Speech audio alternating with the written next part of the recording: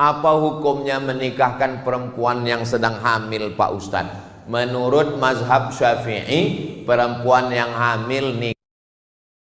Assalamualaikum warahmatullahi wabarakatuh.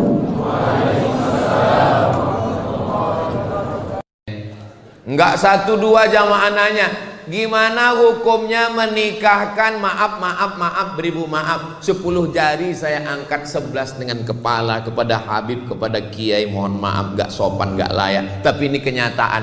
Apa hukumnya menikahkan perempuan yang sedang hamil, Pak Ustadz? Menurut mazhab Syafi'i, perempuan yang hamil nikahnya sah. Makanya Pak Kuang gak pernah nanya berapa bulan ya, gak pernah. Maka dinikahkannya saja. Karena kita pakai kompilasi hukum Islam Indonesia. Yang jadi masalah bukan akad nikahnya, yang jadi masalah setelah anak lahir. Setelah anak lahir nggak boleh pakai bin bapaknya, binnya ke ibunya. Kenapa? Karena itu bukan anak dia. Ini anak saya, Pak Ustadz. Sudah tes DNA ke Singapura, ini anak saya. Dalam penetapan nasab nggak bisa pakai DNA. Nggak bisa menetapkan nasab, tapi ini anak saya. Nggak bisa. Kenapa nggak diakui? Karena kertas nggak diakui KPU nyoblos sebelum hari H. Syarat kepala rumah tangga suami nggak banyak. Yang pertama din agama, yang kedua akhlaknya baik. Kalau perempuan syaratnya agak banyak, 4. Tungkahul mar'atu li arba'. Perempuan itu dinikahi karena 4. Pertama, 5 liha, sugih, kaya. Kamu nikah dengan dia? Iya. Perasaan dulu kamu kan playboy cap tupai, lompat sana lompat sini. Kok nikah dengan dia? Ya ini yang paling kaya, Pak Ustadz. Kabarnya dia ini kakeknya dulu orang-orang kaya yang hartanya nggak habis 7 turunan. Terus ternyata setelah nikah ketahuan dia keturunan yang ke-8.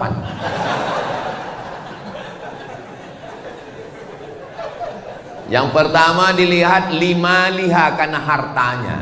Yang kedua lihasabiha karena keturunannya. Kamu kenapa nikah dengan dia? Dia darah biru, Pak Ustadz. Jangan nikah dengan darah biru. Kenapa? Di rumah sakit donornya mahal. PMI Palang Merah Indonesia belum menyediakan darah biru. Bangsawan, bangsa yang hidup di awan. Saya merasa disediakan pentas, karpet, kursi. Sayalah bersama Ustadz dan Habib tempat yang paling tinggi. Ternyata ada yang lebih tinggi. Hai guys. Hah? Kenapa dinikahi perempuan? Karena hartanya. Yang kedua, karena bangsawannya. Ketiga, li jamal. Jamal, kalau bahasa kita, beautiful. Jangan nikah dengan black sweet. Hilang sweetnya, tinggal blacknya. Li jamaliha. Kenapa kamu menikah dengan dia? Tinggi semampai, putih bening, mata biru, rambutnya susah untuk diungkapkan dengan kata-kata. Wow, amazing. Tapi kalau kamu pilih karena 3, harta akan binasa, nasab akan hilang. Berapa banyak orang dikeluarkan dari bangsawan karena melanggar pantangan. Rupa akan berubah. Yang tidak berubah itu apa? Hubungan aku ke kamu. Hubungan kita tetap sama dalam la ilaha illallah Muhammadur Rasulullah wa la tamutunna illa wa antum muslimun. Maka kata Nabi, tungkahul mar'atu li arba'. Biasanya perempuan itu dinikahi karena 4. Tapi vonis akhirnya fazfar bidzatid din. Lihatlah bagaimana dia menjalankan agama. Karena itulah yang tidak akan lapuk karena hujan, tidak akan lekang karena panas. Cobalah tanya orang-orang tua kita yang sudah menikah 5, 10, 20 tahun, ulang tahun pernikahan emas 50 tahun. Itu yang kekal abadi adalah rupa berubah, harta berubah. Yang tidak berubah itu adalah din. Di dalam din ada ketaatan kepada Allah, kesetiaan. Ustaz Somad, ya, Saya mahasiswa Ustadz dulu di kampus. Ingat Ustadz? Iya ingat, alhamdulillah. Alhamdulillah saya sudah tamat Ustadz, udah wisuda. Alhamdulillah. Sudah kerja Ustadz, alhamdulillah. Belum nikah Ustadz, innalillah. Kenapa belum nikah? Dulu kan Ustadz ngomong, katanya kalau nyari istri itu lihatlah pada hartanya, nasabnya, cantiknya, agamanya. Ustadz, tolong carikan saya yang ada 4-4-nya. Kalau ada 4-4-nya ngapain saya kasih ke kamu?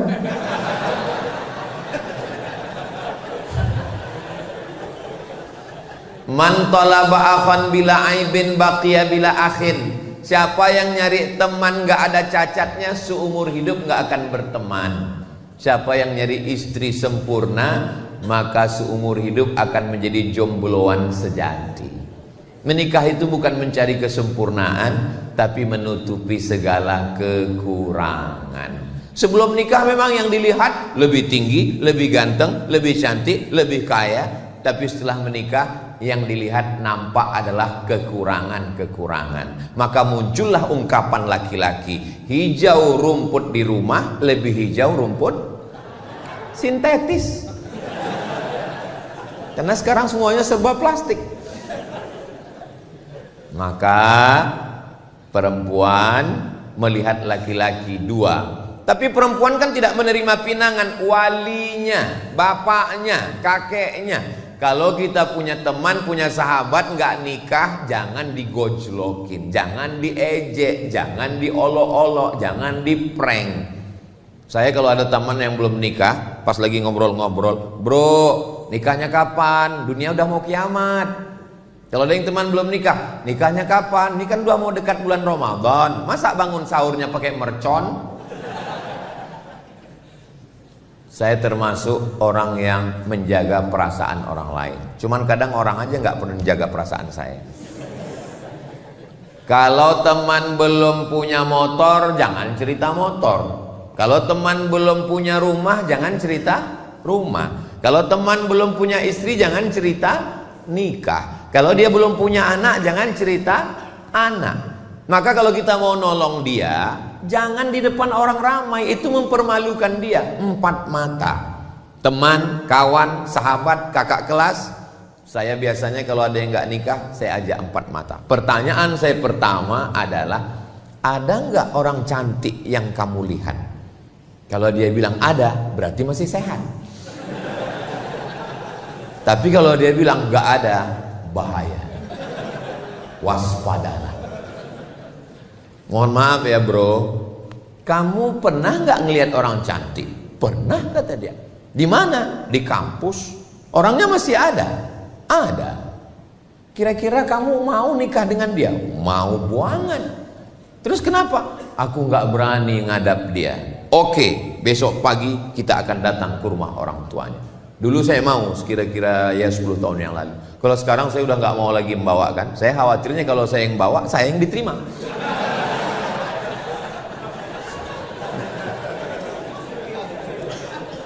Ustadz Somad kepedean. Jadi kita tolong teman kita, sahabat yang mau nikah, jangan kepedean mentang-mentang udah kerja, udah sarjana, udah ini langsung datang. Assalamualaikum Pak Haji, saya tidak mau hubungan kita hanya sekedar 1 jamaah di masjid. Mau ingin yang lebih dekat daripada itu. Angkat aku jadi menantumu. Jangan. Walaupun dia mau, tapi komunikasi kita orang timur tidak begitu. Bawa orang tua, bawa Ustadz Kiai Haji Muhammad Soleh Drehem, bawa Habib.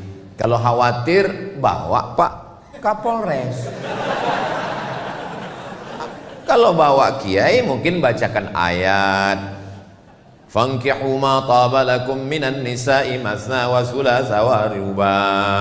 Wankihul ayama minkum min ibadikum. Tapi kalau Pak Polisi nggak perlu basa-basi, terima. Kalau nggak saya tilang.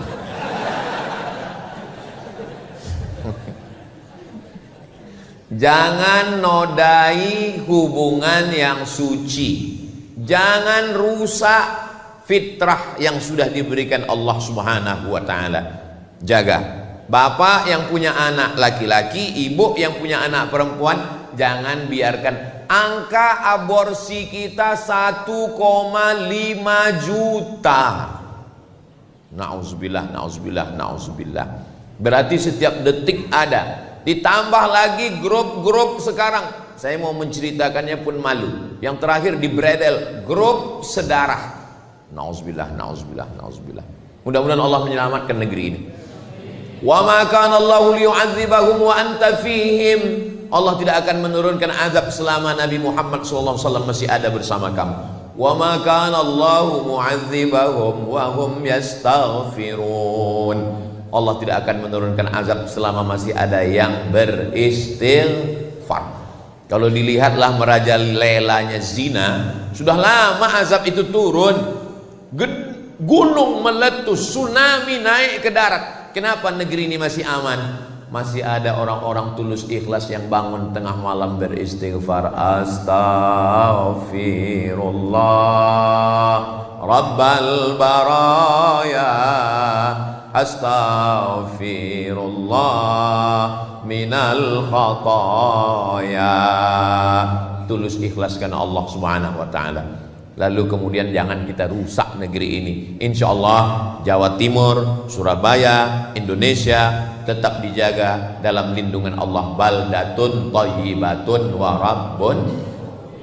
Kalau zina dan riba sudah merajalela, itu tanda mereka mengundang azab Allah Subhanahu wa ta'ala. La ta'murunna bil ma'ruf, ajak orang buat baik. Wa la tanhaunna 'anil munkar, larang dari perbuatan munkar. Kalau kamu tidak melakukan itu, la yushikanna ayyab'afallahu 'alaikum 'iqaban, dikhawatirkan akan diturunkan Allah azab. Ketika azab itu turun, summa tad'unahu, lalu kamu kumpul ramai-ramai istighosah kubro, ngangkat tangan, Allah angkat bala ini. Fala yustajabu lakum, doa kamu tidak dikabulkan. Jadi tujuan kita ngaji, tujuan kita sholawatan, tujuan kita majelis zikir, itu semua untuk menyelamatkan kita, anak-anak kita dari fitnah akhir zaman yang luar biasa ini. Memangnya zina ini cuman zaman sekarang kok? Zaman dulu sudah ada. Cuman komunikasi manusia waktu itu tidak semasif sekarang. Zaman dulu laki-laki mau ngomong sama perempuan itu nggak boleh, pantang, aib. Lihatlah bagaimana susahnya Zainuddin komunikasi dengan Hayati dalam tenggelamnya kapal Van der Wijk. Dulu ditulis itu kertas, lalu diletakkan di celah sayap burung merpati. Hai burung, sampaikan pesanku padanya. Rupanya burungnya salah alamat. Musim berubah, hari berganti, tidak lagi pakai burung, dimasukkan ke dalam botol kaca. Salamkan cintaku padanya. Yang diharapkan supaya ini botolnya ke Pulau Jawa, nyasar ke Afrika. Akhirnya berubah. Lalu kemudian ketika Zainuddin mau pergi ke surau sore-sore ke Langgar, dia pun meletakkan secari kertas di celah ketiaknya. Lalu Hayati pun lalu dan mereka pun mengambil. Sekarang langsung DM, hai besti. Kalau ada laki-laki menyapamu, hai sayang, kamu cantik, dia bukan bapakmu, dia bukan kakekmu, dia bukan kakakmu, dia bukan pamanmu, yakinlah dia buaya darat. Ini anak-anak perempuan kita mesti kita jaga. Tolong adik-adik yang punya usaha sablon, yang punya usaha stiker, buatkan stiker say no to bonceng. Buatkan baju kaos di belakang, katakan tidak pada narkoba. Say no to drug, katakan tidak pada playboy. Tapi baju-baju yang begini jangan dibawa sholat Jumat. Mungkin sholat pas ngeliat, untuk menyelamatkan anak-anak kita.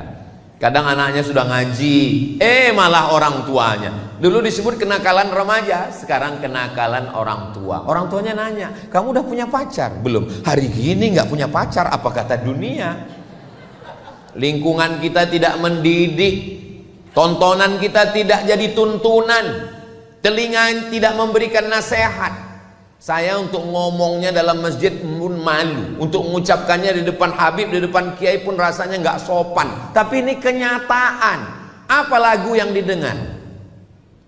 Kucing garong, keong racun, Cinta Satu Malam, Selimut Tetangga, Sepia, pulang-pulang berbadan dua. Itu zina semua.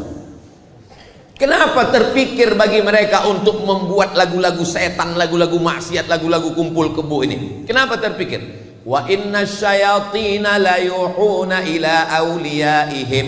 Setan-setan mengirimkan signal kepada wali-wali mereka. Kenapa lagunya bagus ya? Kenapa syairnya indah ya? Padahal mengajak perbuatan zina. Ini adalah bisikan-bisikan setan yang merusak. Mudah-mudahan Allah menyelamatkan anak-anak kita insya Allah. Makanya kalau ada solawatan, ada zikir, ada itu semua. Guru kita semua, fadhil Ustadz Luqmanul Hakim dari Pontianak. Beliau ini mengasuh 700.000 santri yang dapat beras setiap bulan dari gerakan infak beras yang dikutip ke rumah-rumah melalui program penggeraknya namanya Paskas, Pasukan Amal Soleh. Jadi yang belum ada jodoh segera merapat ke Ustadz Luqman, karena santrinya 700.000 orang. Bayangkan, Ustadz Somad katanya nggak boleh nikah sekampung. Ya nggak boleh, terlalu banyak. Apalagi satu pondok. Saudara yang dimuliakan Allah Subhanahu wa taala, Ustadz Luqman sekolah agama, tamat dari Gontor, melanjutkan pendidikan ke IIU International Islamic University, menikah, punya anak. Saya tamat pondok, melanjutkan sekolah agama. Banyak orang takut anaknya sekolah agama. Banyak mertua takut menerima calon mantu kalau anaknya sekolah agama. Kamu mau minang anak saya? Iya. Titelnya apa? SH, welcome. Kamu titelnya apa? SE, melebu. Kamu titelnya apa? LC, stop. Lagi cemas. Ustadz Somad pulang dari Mesir bawa titel LC, pulang dari Maroko MA, LCMA, lagi cemas mencari anak gadis. Apa yang terjadi? Makanya kalau ada orang tua, calon mertua yang nggak mau nerima karena anaknya taat beragama, karena dia sekolah pesantren, karena dia dai, maka tolong bawa dia ke rumah sakit, periksa, scan, jangan-jangan lambung dengan otaknya berdekatan. Sengaja Allah ciptakan jauh jaraknya, otak letaknya di atas, lambung letaknya di bawah, supaya kita jangan hanya mikir lambung. Makhluk yang otaknya dekat dengan lambung, udang, maka disebut dengan, enggak ada saya ngomong begitu. Saudara yang dimuliakan Allah Subhanahu wa taala, iyakunu fuqara. Kalau calon mantumu itu susah, yughnihimullah, Allah yang akan mengkayakan dia. Susahkah bagi Allah? Innama amruhu idza arada syai'an ayyaqula lahu kun. Pepatah orang kampung saya, banyak orang sekarang nggak mau anaknya dikasih makan di piring, malah lebih mau makan di daun. Dipinang bagus-bagus nggak mau, didatangi baik-baik nggak mau. Laki-laki bisa jadi jahat. Orang jahat itu siapa? Orang yang baik tapi selalu teraniaya. Itu kata Joker. Tanam pinang rapat-rapat agar puyuh tak dapat lari. Sudah kupinang gak dapat-dapat, kurayu-rayu kubawa lari. Akhirnya terjadilah apa yang terjadi. Kalau sudah terjadi, terpaksa orang tua menikahkan. Apa namanya? Nasi sudah jadi tai ayam. MBA, married by accident, masalah sudah merajalela, bapak ibu masih cerita bubur ayam lagi. Ya Allah, selamatkan anak-anak kami dari fitnah akhir zaman. Saya kalau membayangkan bagaimana Ustadz Luqman gak pacaran sampai tamat Gontor, sampai kuliah. Kenapa? Karena pondok menyelamatkan. Benteng terakhir kita pondok pesantren. Daftarkan anak Anda segera ke pondok pesantren. Hubungi nomor kontak berikut ini. Ingat, kuota terbatas. Sekarang pesantren dibully, pesantren diekspos, dikatakan ada kekerasan, dikatakan jangan gara-gara nila setitik rusak susu. Dulu sebelanga, sekarang sekota. Ini sengaja diangkat untuk apa? Supaya anak kita tidak punya. Orang tua berangkat dari jam 7 pagi, pulang jam 4 sore, sampai rumah jam 5, capek, lelah, letih, lesu, letoy, loyo, lunglai, sehingga tidak punya perhatian lagi ke anak-anak. Tidak ada yang mampu membangunkan anaknya dari jam 3 subuh sampai tidur jam 10 malam, ngontrol bacaan Qur'annya, pakaiannya, jilbabnya. Kita doakan supaya para habaib, kiai-kiai kita di pondok pesantren sehat untuk menjaga anak-anak kita, insya Allah. Anak saya, ponakan saya wajib mondok. Anak Ustadz Lukman mondok, kirim ke Al-Azhar Kairo Mesir. Anak saya, ponakan saya mondok. Yang nggak mau mondok, saya pecat jadi anak. Kenapa? Karena saya nggak sanggup. Kiai-kiai zaman dulu supaya anaknya nggak manja, maka dikirim ke kiai lain, dikirim ke pondok lain. Supaya apa? Supaya anak merasakan pendidikan. Orang tua yang sayang dengan anak bukan orang tua yang menyiapkan kamar yang besar, AC yang dingin, dengan layar TV yang besar, dengan handphone, gadget, laptop. Ustaz Somad, tolong datang ke rumah saya besok, bisa? Acaranya apa, Pak? Walimah? Enggak. Akikah? Enggak. Nikah? Enggak. Pindah rumah? Enggak. Terus acaranya apa? Ruqyah. Yang mau diruqyah siapa? Anak saya di kamar, Pak Ustadz. Enggak mandi, enggak makan, enggak sholat, enggak sekolah. Ngapain dia di kamar? Nembak musuh yang enggak mati-mati.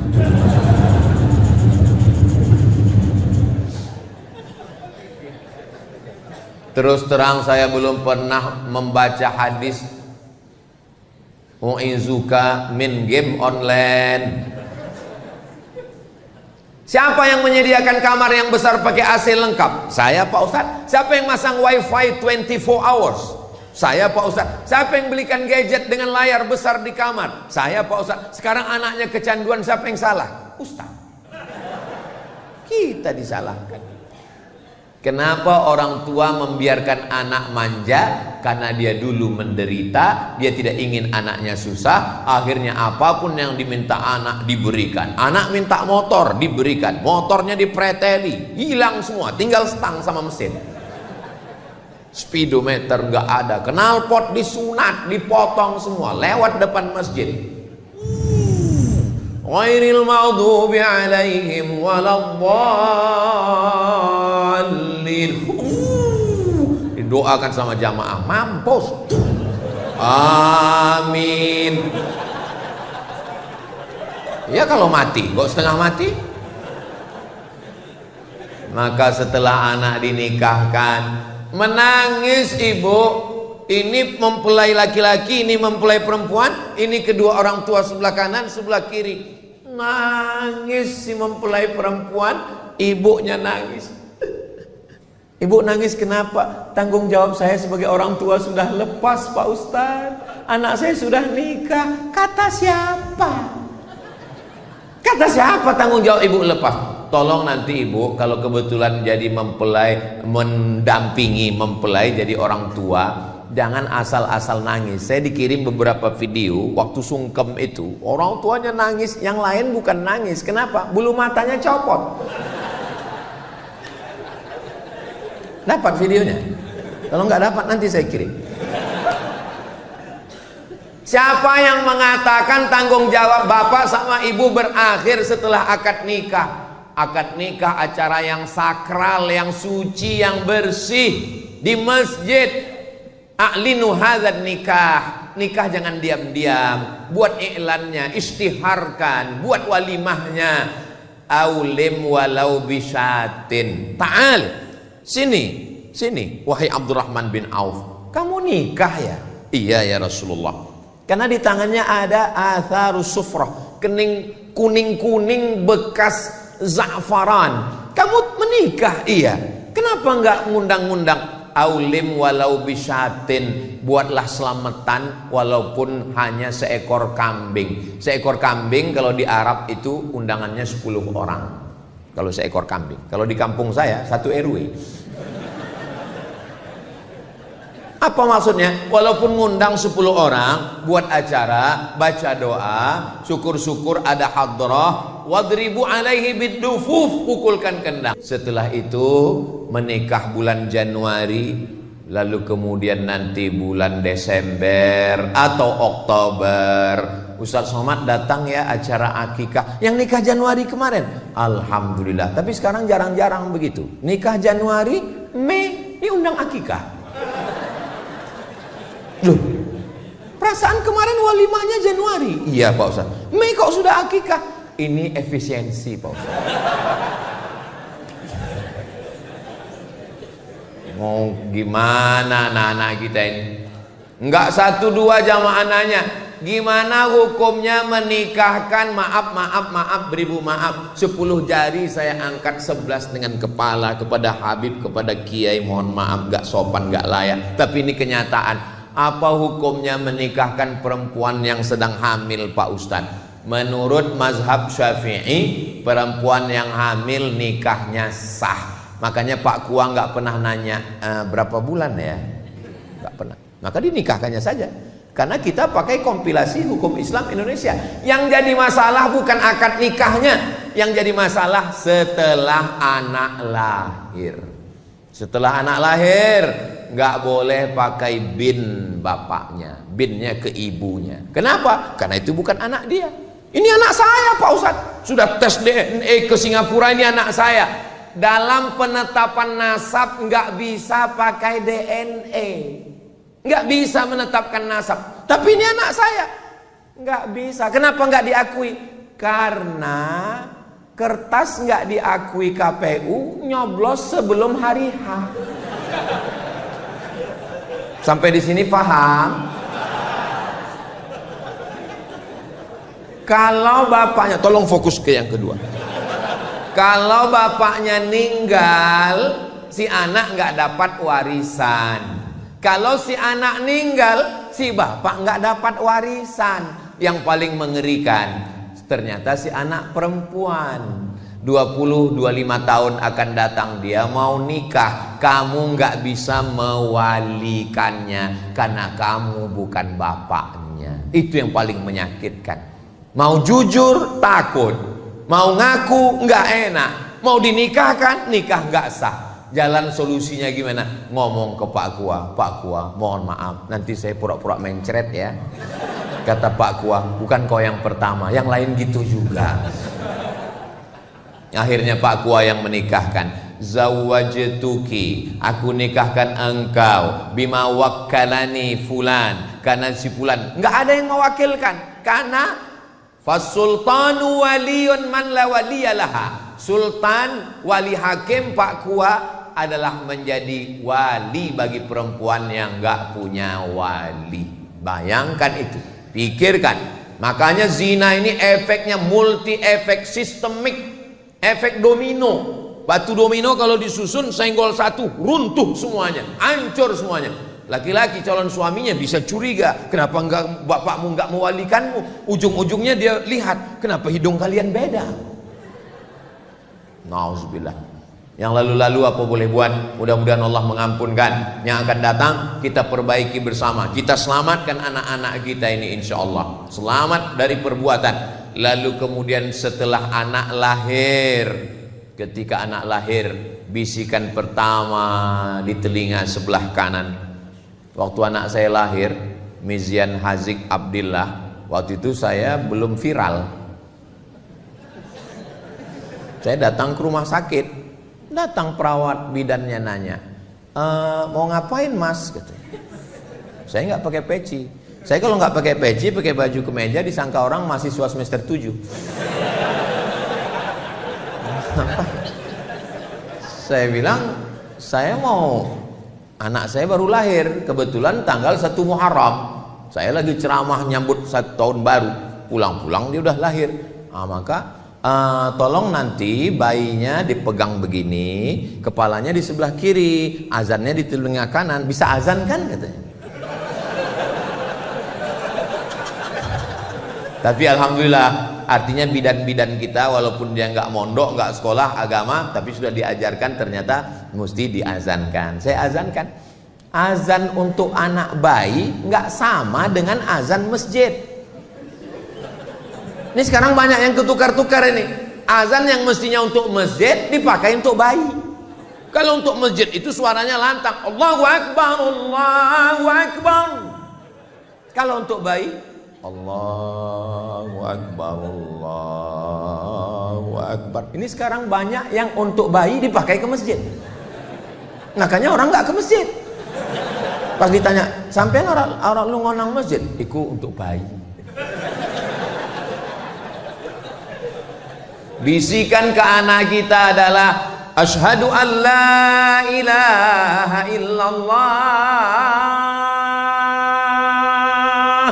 Masuk ke telinga, ditangkap oleh otak sampai ke tangkai jantung, masuk ke mata, masuk ke telinga, masuk ke tangan, masuk ke kaki, masuk ke sumsum, masuk ke otak.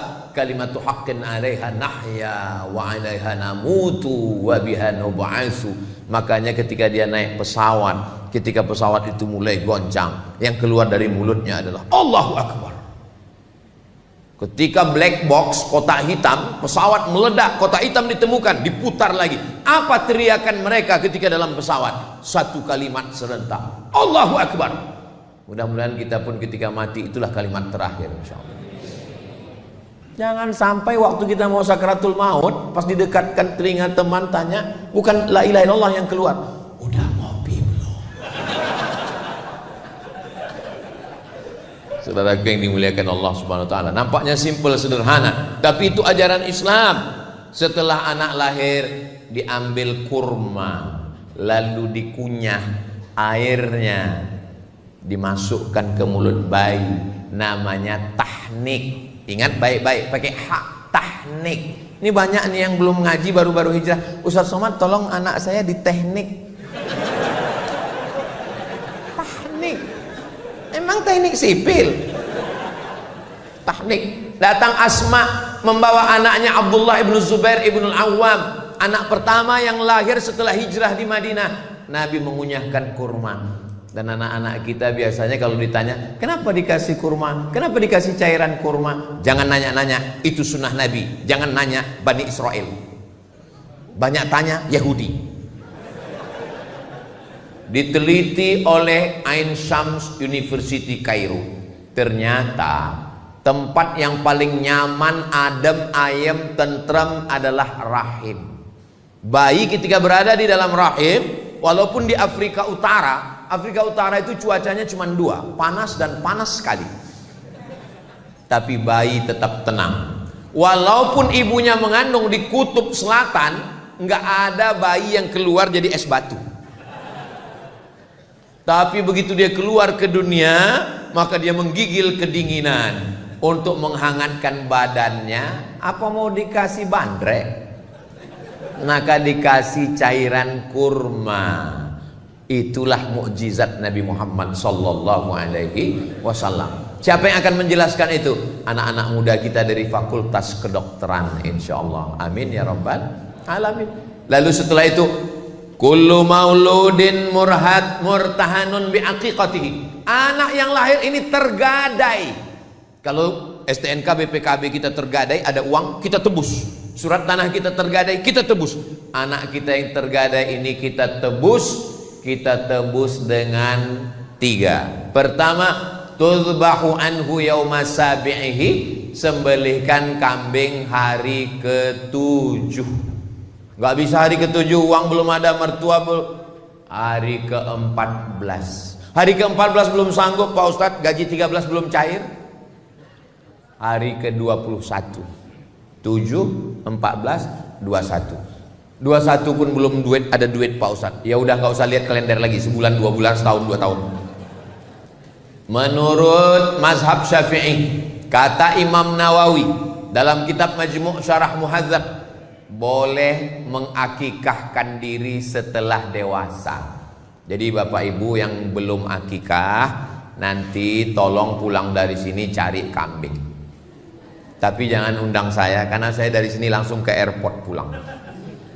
Undang semua Bapak TNI Polri sama Habib sama Kiai, adakan acara makan. Cukup makan kambing aja, nggak perlu cukur rambut, nggak perlu diayun pakai tola'al badru alaina.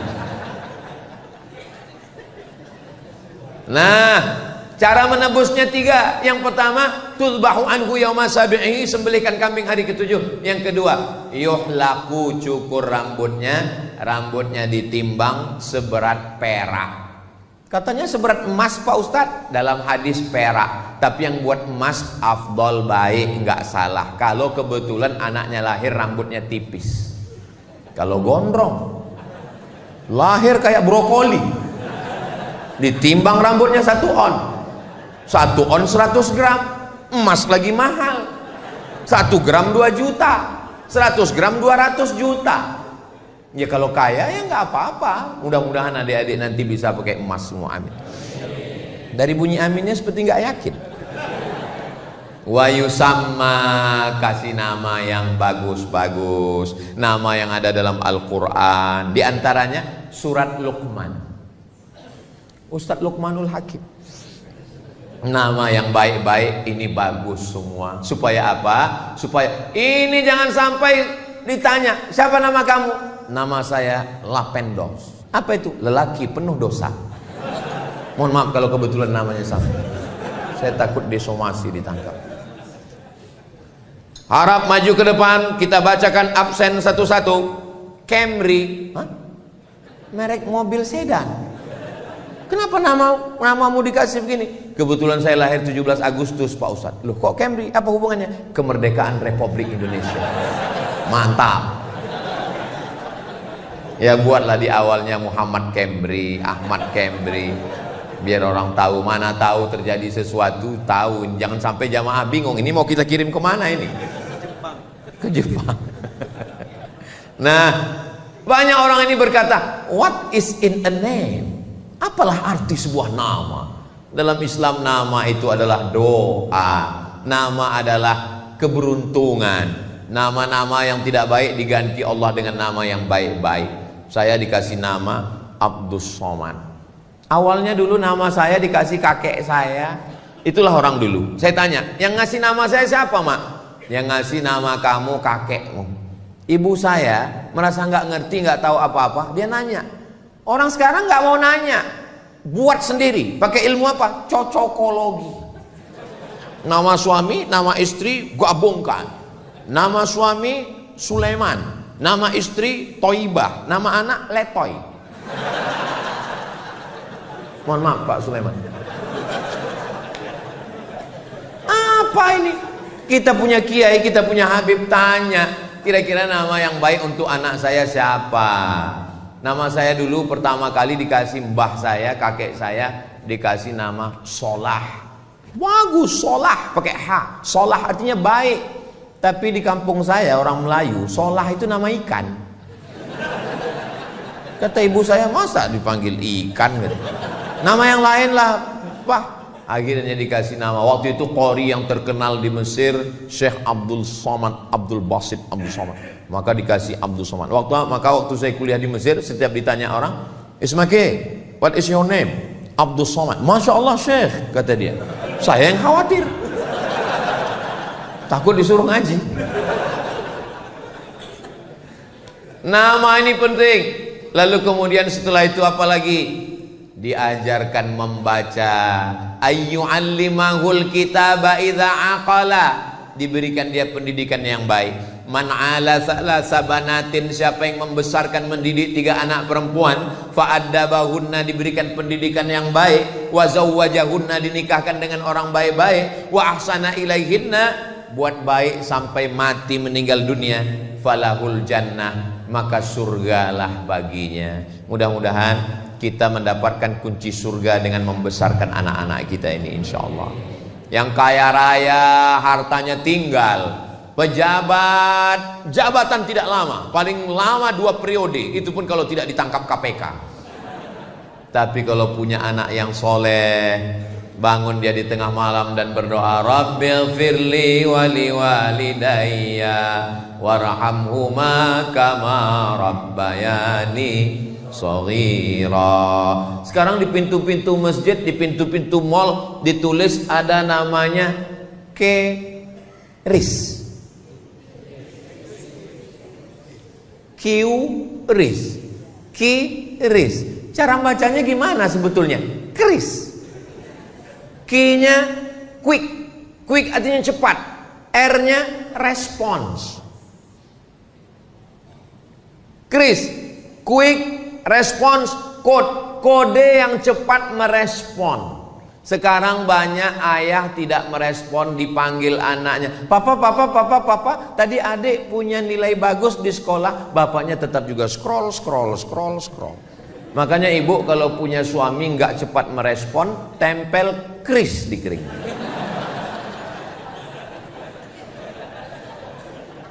Bapak dari pagi berangkat jam 7 sudah masuk kantor, dagang, bisnis, ke mall, kerja, pulang jam 5 sore.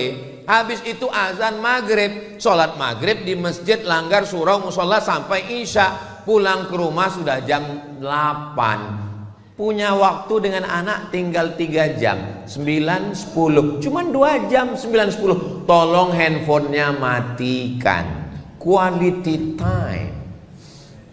Saya datang setiap provinsi, saya datang setahun cuman sekali, Jumat, Sabtu, Ahad, Senin. Ini tausiah saya yang terakhir, maksudnya untuk jadwal Jawa Timur. Habis ini saya langsung ke airport. Tapi setelah ini saya akan pulang ke rumah, saya akan menjadi seorang ayah, saya berlaku sebagai seorang suami. Sholat subuh saya mengimami santri, habis itu bacakan kitab Jalalain, habis itu nanya santri satu-satu. Saya akan bawa anak saya jalan-jalan, saya bawa mereka pergi, saya nyetir sendiri, saya pergi ke pasar belanja ikan sama istri saya. Gimana caranya Ustadz belanja ikan, apa orang nggak tahu? Saya pakai masker, saya pakai kacamata hitam. Ustadz Somad ya? Mirip, saya bilang. Tolong. Ibu kerja di kantor, masuk pagi jam 7 berangkat dari rumah, jam 7.30 sudah apel, sampai makan siang dengan orang lain, masuk kantor lembur sampai sore, pulang ke rumah. Bersama suami orang 10 jam, dengan suami sendiri 2 jam. Apa kata orang Inggris? Witing trisno jalaran suko kulino. Cinta tumbuh karena sering bersama, jalan sama, satu kantor sama, tukar-tukaran nomor. Berawal dari curhat, lama-lama nggak layak saya mengucapkannya. Kamu kenapa jalan sama dia? Kamu kenapa akrab dengan dia? Kamu kenapa tukar-tukaran nomor, tukar-tukaran video sama dia? Dia sudah macam abang saya, dia sudah macam kakak saya, dia sudah macam saudara saya. Berawal dari macam, berakhir dengan macam-macam. Waspadalah. Kenapa perempuan perlu perhatian? Karena dia makhluk yang memang minta. Perempuan itu dia mengingat kata-kata yang keluar dari mulut suaminya. Makanya Nabi memanggil ya Aish. Kenapa dia panggil ya Aish? Karena Aisyah suka sekali dengan panggilan itu. Ya Humaira. Perempuan mengingat suara itu terngiang di telinganya. Ya Humaira. Wahai engkau yang kulitnya putih, kalau kena cahaya matahari kemerahan. Ustaz, ya, saya boleh memanggil istri saya ya Humaira? Boleh. Pulang dari sini panggil ya Humaira. Tapi dia nggak putih, ya nggak apa-apa. Idkhalus surur, menyenangkan hatinya, membahagiakan dia. Kalau kamu nggak bisa bahagiakan dia dengan rumah yang besar, nggak bisa bahagiakan dia dengan perhiasan emas, bahagiakan dia dengan kata-kata. Buah hatiku belayan jiwaku, siang dan malam terbayang-bayang, makan tak kenyang, tidur tak lelap. Saya kalau ngomong gitu ke istri saya, buah hatiku, langsung dilanjutkan, hafal dia. Jangan laki-laki ini kadang terlalu jujur, pulang ke rumah manggil ya Hajar Aswad.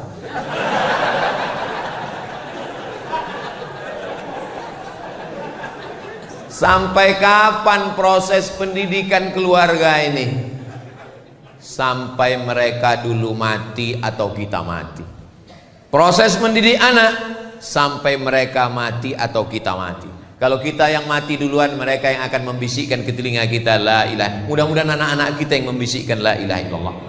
Jangan sampai kita merasakan sunyi di tengah keramaian. Kota metropolitan, penduduknya 5 juta, ramai hiruk pikuk, suara klakson non-stop. Tapi kita berada di ruang yang sepi di tengah keramaian. Ruang sepi itu bernama ICU. Memang tulisannya ICU. Saya nggak bohong. Kenapa disebut ICU? Karena ICU, you don't see me. Aku ison delok sampean, sampean orang ison delok aku.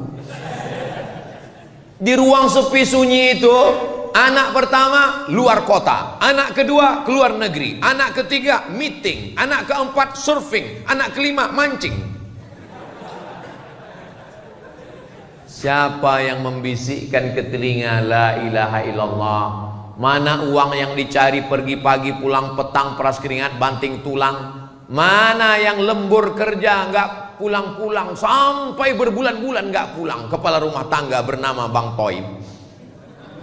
Akhirnya kita hanya mau husnul khotimah. Mudah-mudahan anak kita nanti semua yang membimbing kita, yang membacakan surat Yasin, yang mendoakan kita, yang membacakan tahlil afdhaluz zikri fa'lam annahu la ilaha illallah. Mereka mengantar jenazah kita, mereka yang memandikan. Makanya masjid-masjid tolong buat acara penyelenggaraan jenazah, tapi yang latihan itu yang anak-anak muda. Ini sekarang banyak di beberapa tempat yang latihan malah jamaah yang udah tua. Jangan, karena kalian yang mau dilaksanakan. Anak-anak muda ini, itu Pak Ustadz, penyelenggaraan jenazah itu berat Pak Ustadz, modalnya besar. Apa modalnya? Orang cuman keran air kok. Iya tapi Pak Ustadz itu kan mesti ada bonekanya. Nggak usah pakai boneka, pilih salah satu yang malas sholat. Izin sama bapaknya, Pak, izin ya anak bapak nanti untuk praktek. Memang saya sudah lama nasihati dia nggak cocok. Siram. Cara menyiramkan air ke jenazah. Nah, jenazah orang oleh guyu, orang nyuncung guyu. Nah, hanya sampai pengkafanan, jangan dikuburkan. Khawatirnya kita bercanda, malaikat serius. Saya yang memasukkan jenazah almarhumah ibu saya ke liang lahat, saya yang membuka talinya, saya yang membuka wajahnya, saya yang memiringkannya ke arah kiblat, saya yang menempelkan hidungnya ke tepi. Dulu engkau mandikan aku, engkau letakkan aku di anduk yang lembut. Sekarang aku meletakkanmu di atas liang lahat tanah. Dulu kalau aku menangis, kau letakkan tanah liat, kau letakkan bantal yang lembut di atas kasur yang wangi. Hari ini apa yang kubalaskan? Ku letakkan di tengkukmu tanah liat yang keras, yang bau. Tapi saya puas. Kenapa? Karena saya sempat datang. Jadwal waktu itu di Pulau Madura, tanggal 18 Maret 2019. Saya bilang, kalau pesawat ini cepat saya sampai, tunggu saya. Tapi kalau tidak, apa boleh buat? Alhamdulillah saya sempat sampai. Saya mengimami sholat jenazah. Saya mengantarkan, saya dengan adik saya, dengan sahabat saya, kami turun bertiga. Kami yang meletakkannya ke bawah. Setelah itu saya naik ke atas, saya membacakan talqin, saya mendoakan. Sampai hari ini sejak beliau wafat, tidak pernah putus pembagian sembako 300 paket. Karena itu yang kami mampu. Dan sekarang membangun masjid, insya Allah tak lama lagi peresmian Masjid Hajjah Rohana. Mudah-mudahan, saya cerita ini tidak ingin macam-macam. Saya cuma ingin supaya adik-adik saya, sahabat-sahabat saya, kalau ibu kalian masih hidup, ayah kalian masih hidup, bahagiakanlah mereka. Saya dulu nggak pernah punya cita-cita apa-apa. Ketika ditanya, Ustadz nanti mau jadi apa? Enggak. Yang penting aku kuliah, dapat ijazah, mau jadi dosen, dapat gaji, membahagiakan orang tua. Hanya itu saja. Bahagiakanlah orang tua. Karena kalau dia udah nggak ada lagi tempat kita bisa bercerita. Dulu kalau saya pulang begini, saya akan cerita, Mak, ini ada sorban dari Jawa Timur, Mak, aku dapat cincin, Mak, aku dapat parfum. Dia akan buka parfum itu, dia cium, oh wangi ya, cincin kau cantik ya, bagus ya. Sekarang nggak ada. Bercerita ke istri, ke anak, ya, tapi rasanya tak sama. Maka kalau ibu kalian masih ada, ayah masih ada, bahagiakanlah, senangkanlah mereka. Siapa yang membahagiakan orang tuanya, menjadikan orang tuanya seperti raja-raja, maka insya Allah Allah akan buat rezeki dia pun sama seperti rezeki raja-raja. Bukan hadis Nabi, dapat saya di grup WhatsApp. Tadi saya mulai jam 8 kurang 15. Sekarang sudah jam 9 kurang 20. Jadi ini sudah melanggar kode etik jurnalistik. Mestinya kalau saya dengan Ustadz Lukman itu pembagian waktunya 30 menit. Mudah-mudahan apa yang saya sampaikan ini menjadi pelajaran buat saya sendiri. Mudah-mudahan keluarga kita semuanya sakinah, mawaddah, warahmah. Rajulun as'as, ada seorang laki-laki, rambutnya kusut, berdebu. Kenapa rambutnya kusut? Karena dia tidak bersisir. Kenapa dia tak bersisir? Takut kalau dia bersisir, rontok rambutnya sehelai, dia kena dam karena dia sedang ihram. Tangannya diangkatnya ke atas, doanya tak dikabulkan Allah. Kenapa doanya tak dikabulkan Allah? 4 sebab. 1, mat'amuhu haram, makanannya haram. 2, mashrabuhu haram, minumannya haram. 3, malbasuhu haram, pakaian haram. Jangan belikan ke pakaian haram. 4, wa ghudhiya bil haram, dikasih anak bini makan haram. Sekali haram tetap. Cuman lah Pak Ustaz, dia desak terus, kami dikasihnya, ya ambil juga lah. Tapi tadi kata Ustaz, makanan haram, daging haram, pakaian haram, semua haram. Ambil, serahkan ke Masjid Al-Hasanah.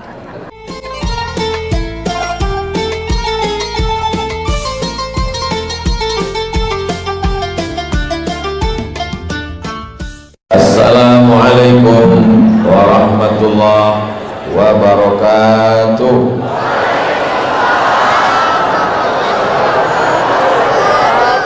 Apa kabar semua jamaah? Sehat? Kita selalu berdoa, Rabbana atina fid dunya wa fil akhirati. Makanya kalau mau dapat hasanah, sering-sering ke masjid. Cerdas jamaah. Hasanah itu artinya baik. Lawan dari hasanah sayyi'ah. Apa lawan dari hasanah? Sayyi'ah, jelek, buruk, tak baik. Maka kita ini semua maunya semuanya hasanah. Istrinya hasanah, suaminya, suami apa pula hasanah? Suami Abdul Somad. Sallallahu ala Muhammad, sallallahu alaihi wasallam, sallallahu ala Muhammad, sallallahu alaihi wasallam. Ya Nabi, salam alaika. Ya Rasul, salam alaika. Ya Habib, salam alaika. Salawatullah alaika. Itu namanya